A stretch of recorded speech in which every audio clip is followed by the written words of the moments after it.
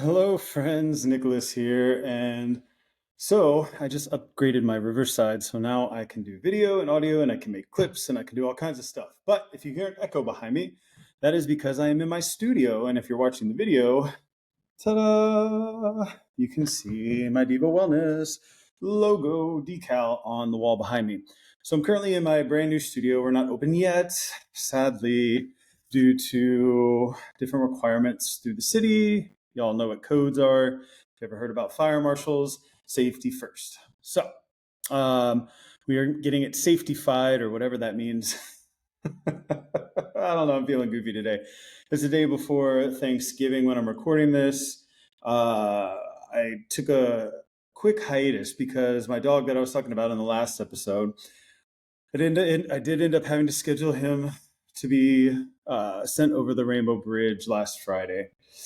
It was very hard.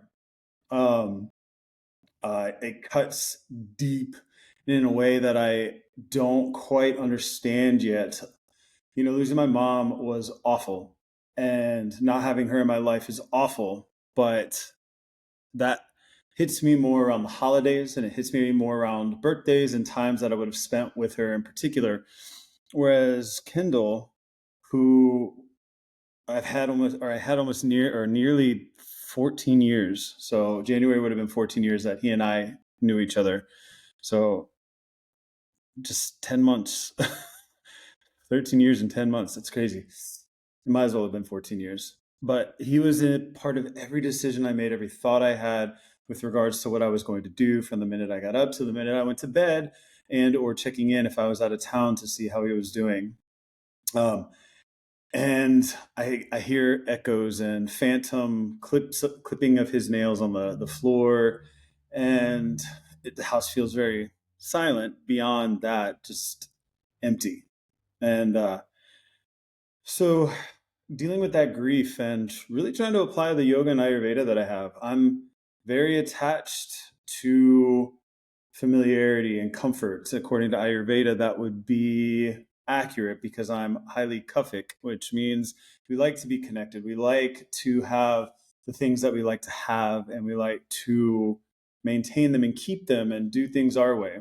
And so having to make this decision that was way out of my control, the tumor on his face behind his jaw was growing at such an alarming rate. It was going to suffocate him sooner rather than later. And so I got to do an in-home, and he went right to sleep.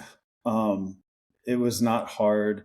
All the things that they warned me might happen didn't happen. So there were small victories and small, beautiful things within that experience.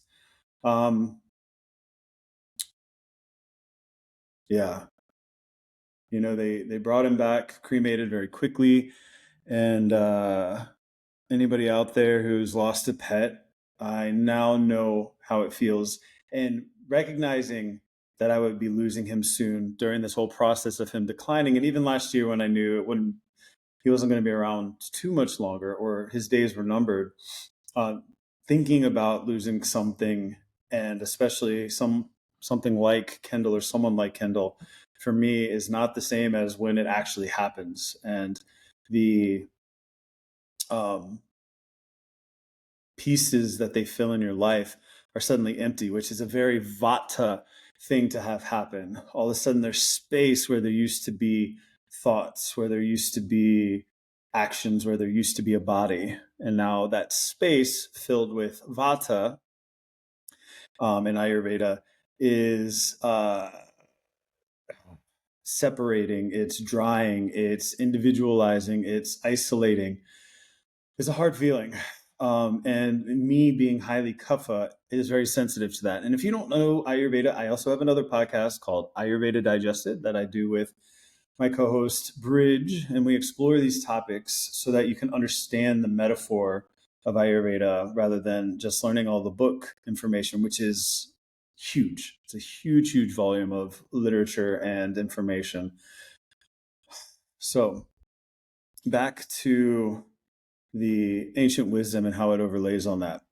Suddenly there was a space in my life, And one of my reactions was to try to fill that with something and with substance. And so I have been eating a lot, which weighs me down, but it also fills that space or that sense of loss that I'm experiencing in my life. And the thing with kaphas is we put on muscle very easily.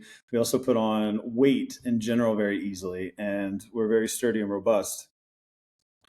But too heavy, and then we don't do anything. Too heavy, and we get in the clouds, and we get in the confusion, and get in the dullness. And all of these things that I'm saying are just qualities that are predominant in kapha.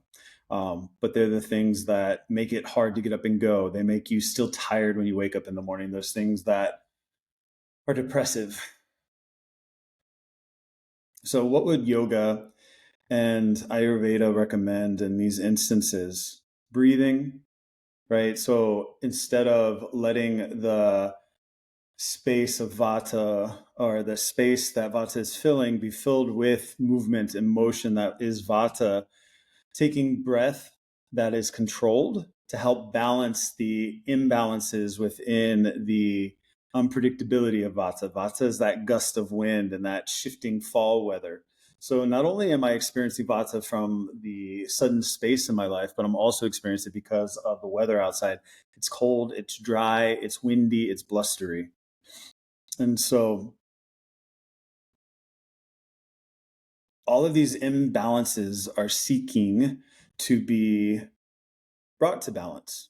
And so if you have uncontrolled movement within your life, that frenetic feeling, that anxiety, controlling your breath will bring it back into pace and predictability, which is a balancing quality for that. And so inherently it will help self-perpetuate that calming down of that anxiety, that bluster, that wind. And so other ways to control it are moving more still, taking your time, not forcing yourself to go faster than you're ready to go, because that just aggravates Vata even more. So slow and steady, not rushing through food, not rushing driving everywhere, giving yourself more time, which when people are grieving, what do we tell them to do? All of these things. There's an Ayurvedic component for all of that, and it's fascinating. And we don't even have to call it Ayurveda. We can just call it ancient wisdom revolving around practical ending to suffering.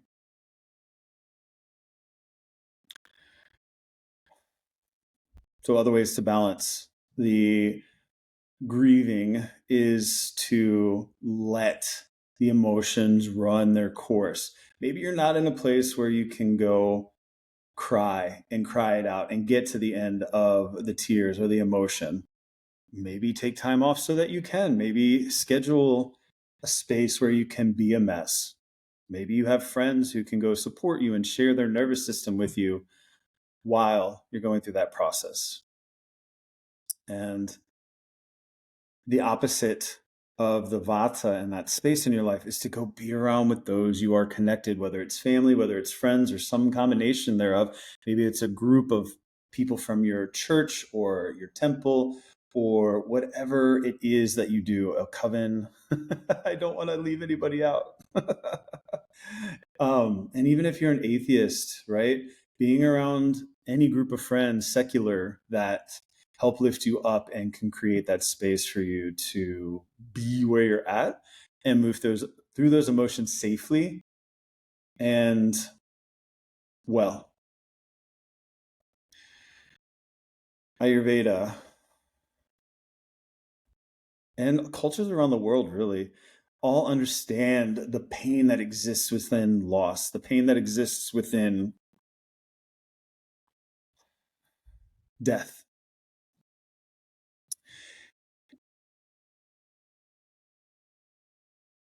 And it's really fascinating. You can go and look up other cultures and how they practice. I've heard of some interesting things out of Africa, where somebody is assigned to help somebody grieve, but they're encouraged to grieve, and then somebody is there to make sure that you stay safe and don't kill yourself or hurt others.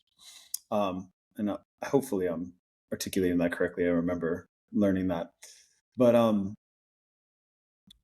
the process is the process. And if you've never gone through it before, and in this case, I haven't lost an animal, nor one that was as close to me, because he was my first one that I had on my own as an adult.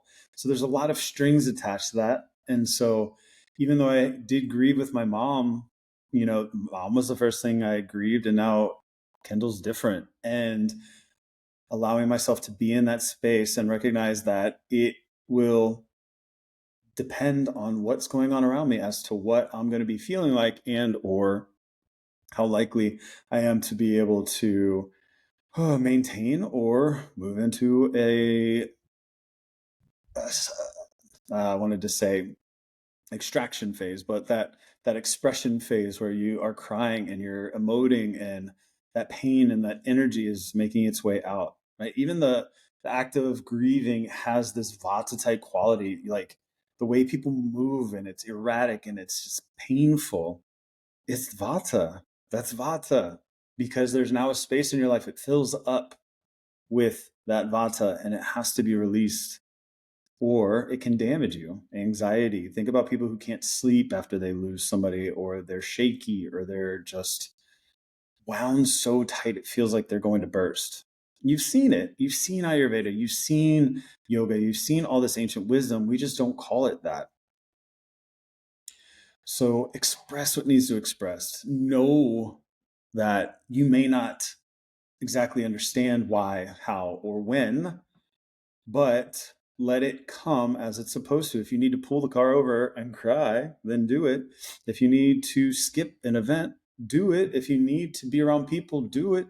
You understanding? Like, have those real talks with yourself about what you need to do and what you would most benefit from, and then do them. And then own it as what you needed to do, right? FOMO isn't going to make you feel better. So if you need space to do stuff, do them. And if you want to be around people because FOMO would be worse, then do it. This isn't this like structure of instructions to tell you how to be alive and to do the things. It's truly just a permission slip and permission structure to let go and let it flow, so that you're not chained down by it, and that you can experience the freedom behind the release of all those emotions. So, my friends, again, until next time, be well and be free. I'm Nicholas.